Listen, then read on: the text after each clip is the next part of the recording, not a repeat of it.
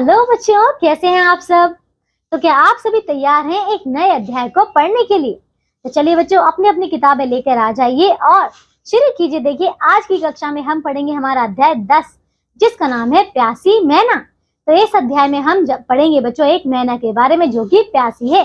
तो चलिए बच्चों, आ जाइए, बड़े ध्यान से पढ़िएगा इस अध्याय को, ठीक है।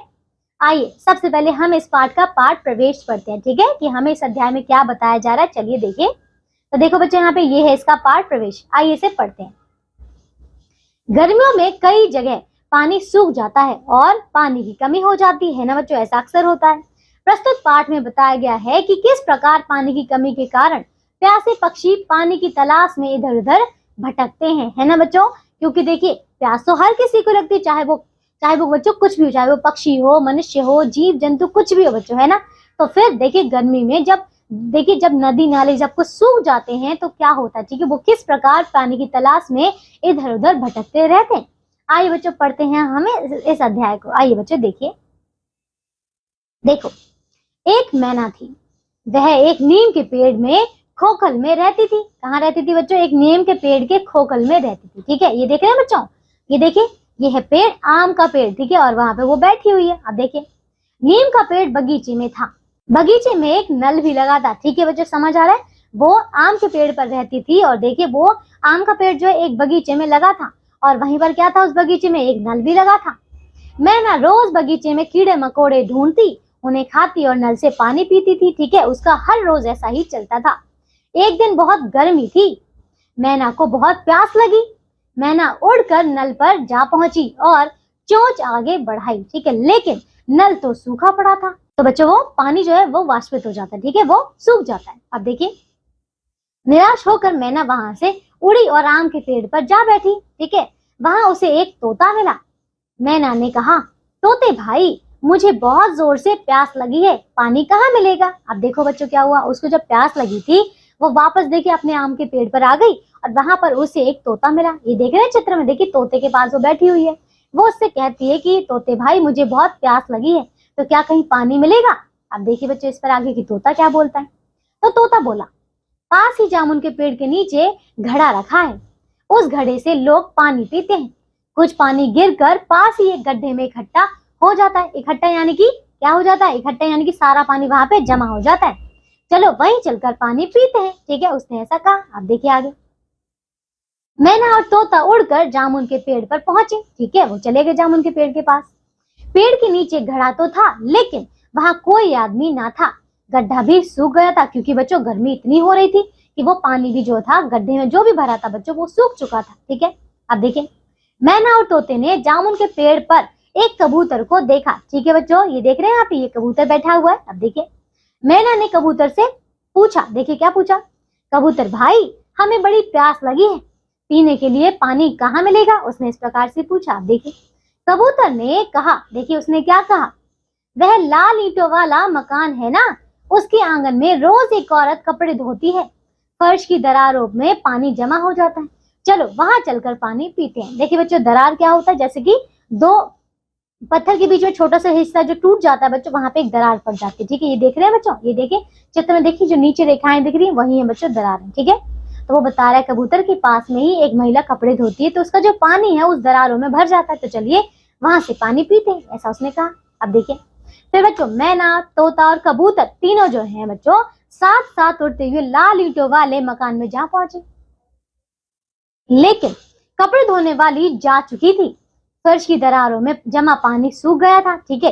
तोता परेशानी में बोला, भाई आप क्या करें। तो देखिए बच्चों, समझ आ रहा है, क्योंकि देखिए वो तीन जगह, देखिए पहले वो देखिए वो जामुन के पेड़ के पास गए, अब वो देखिए कबूतर की सलाह के बाद जो है वो एक इस देखिए यहाँ पे आए थे लाल पत्थरों वाली मकान के पास, है ना। देखिए, लेकिन हर जगह जो पानी जो है सूख चुका था। फिर तोता परेशान होकर बोलता है कि भाई आप क्या किया जाए, है ना। चलिए अब आगे देखिए बच्चों, मुझे तो जोर से प्यास लगी है, मैना ने कहा। कबूतर बोला, चलो इधर उधर उड़कर पानी ढूंढे, ठीक है। चलिए अब देखिए बच्चों, मैना, तोता, कबूतर तीनों फिर साथ साथ उड़ चले। कुछ देर बाद वे पीपल के एक पेड़ पर उतरे। कहाँ बच्चों? पीपल के पेड़ पर। वहां बहुत सारी गौरैया बैठी थी, ठीक है। वे सब खूब मजे से चहचहा रही थी, चिर चिर चिर चिर, इस प्रकार से वो देखिए ची ची की आवाजें कर रही थी। अब देखिए, कबूतर गौरैया के पास जाकर बोला, क्या बोला देखिए, गुटर हूँ, ठीक है, इस प्रकार से वो बोला, अरे गौरैया तुम सब आज इतनी खुशी क्यों हो? ठीक है, उसने पूछा कि तुम सब आज इतनी खुश क्यों हो? एक गौरैया ने बताया, हम सब अभी अभी नहा कर आए हैं। ठीक है, ऐसा उसने कह दिया। आप देखिए इसके आगे, मैना ने अचरज से कहा, यानी कि मतलब वो जैसे वो चकित हो गई थी। ठीक है, तो उसने बहुत ही अचंभित होकर कहा, ठीक है, नहाकर तुम्हें नहाने के लिए पानी कहाँ मिला? गौरैया ने कहा, वह देखो वहां आओ मेरे साथ। ठीक है, तो वो उनको ले जाते अपने साथ। अब देखिए, बाग में बहुत से गमले में फूल खिले थे और आसपास बहुत सी झाड़ियां भी उगी हुई थी। ठीक है, तो वो एक बाग में ले जाते हैं उन सबको। अब देखिए, वहां पे उन्होंने देखा कि वहां पे बहुत सारे फूल भी खिले थे, झाड़ियां भी थी।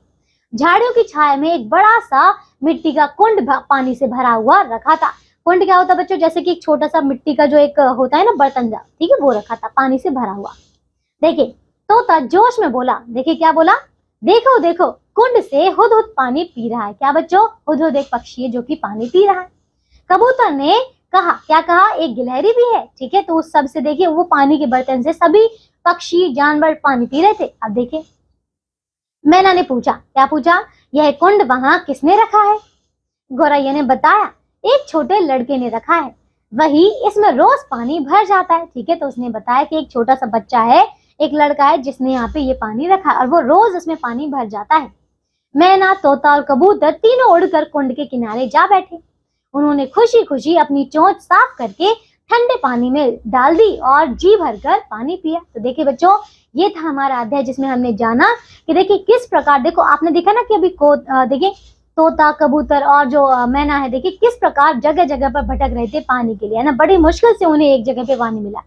लेकिन बच्चों, जिस प्रकार उस लड़के ने रखा है पानी पर, क्या हर कोई ऐसे पानी रखते हैं? बताइए बच्चों, ऐसा संभव तो नहीं कि हर जगह पानी रखा हो।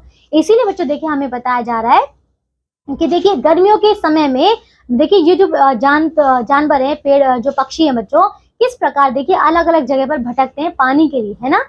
तो चलिए बच्चों, हमारा अध्याय पूरा हो चुका है। मैं आशा करती हूँ आप सभी ने बहुत अच्छे से इस अध्याय को समझा होगा। और बच्चों, आज के बाद आप भी ध्यान रखेंगे कि आप अपने घर के आसपास जो है कुछ भी पानी का छोटा सा मटका या छोटा सा बर्तन कुछ भी भरकर रख दीजिएगा, या थोड़े से दाने भी रख सकते हैं। ठीक है, चलिए आप देखिए बच्चों, इस पाठ से हमें क्या भी प्रेरणा मिलती है, आइए देखें। देखो बच्चों, क्या है, जल के महत्व को समझेंगे और फिर मित्र प्रेम को जानेंगे। तो बच्चों समझ आए। देखिए तीन पक्षी हमने देखे, तीन ने बच्चों चारों पक्षियों के बारे हमने देखा। तो देखो वो क्या कर रहे थे, एक दूसरे की मदद कर रहे थे, है ना। और देखिए हमने ये भी जाना कि पानी का महत्व क्या होता है बच्चों, है ना। पानी के बिना देखिए कोई जीवित नहीं रह सकता, पेड़ पौधे, पक्षी वगैरह सब कुछ बच्चों सूख जाएंगे। ठीक है, चलिए आइए बच्चों, अब हम करते हैं इसके शब्दों का पिटारा। देखिए बच्चों, खोखल यानी कि पेड़ के तने में खोखली जगह, है ना, जो कि मैना उस पर रहती थी। दरार यानी कि दरकने से बनी खाली जगह। ठीक है, कुंड यानी कि बच्चों मिट्टी का बर्तन जिसमें पानी भरा जाता है। इकट्ठा यानी कि बच्चों जमा। अचरज यानी कि हैरानी। तो बच्चों समझ आ, देखिए ये था हमारा अध्याय, है ना। अब हमारा अध्याय जो है बच्चों पूरा हो चुका है। इसके आगे आपको अभ्यास के प्रश्न उत्तर दिए गए हैं, तो बच्चों आप सभी इन प्रश्नों को अच्छी तरीके से पूर्ण करिएगा। ठीक है, अब हम मिलते हैं बच्चों एक नई कक्षा में। तब तक के लिए आप सब अपना ध्यान रखिए और स्वस्थ रहिए। बाय बच्चों।